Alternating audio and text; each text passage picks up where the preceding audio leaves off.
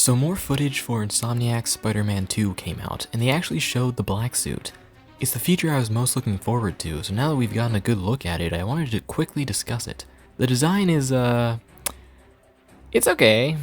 I like that it stays faithful to the design of the original Symbiote costume.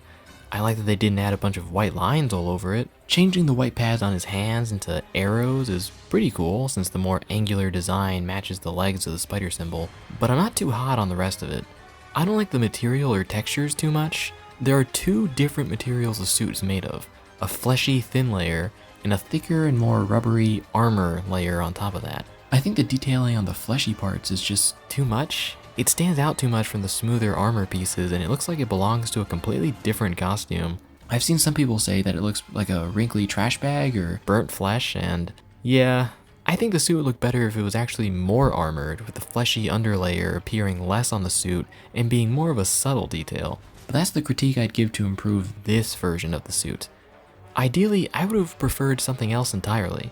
This design here, while still relatively simple, is still too complicated in my opinion. Spider-Man's black costume is probably one of the simplest designs in superhero comics, and yet people still go out of their way to complicate it.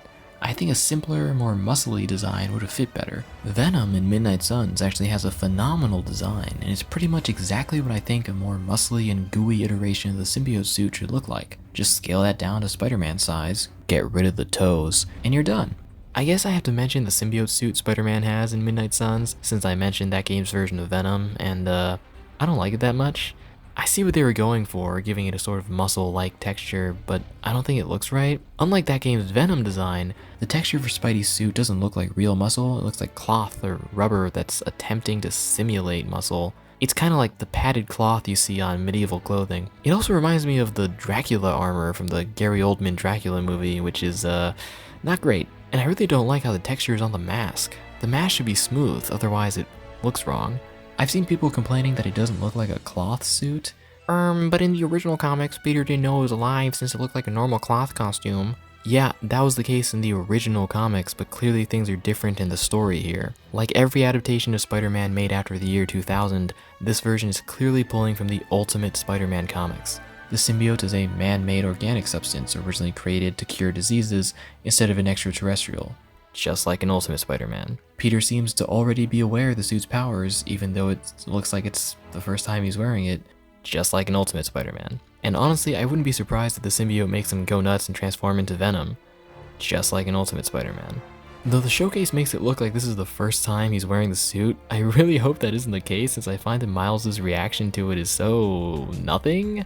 I mean, Peter crashes through the ceiling looking like an eldritch horror, and Miles is just like, "New threads, bro?"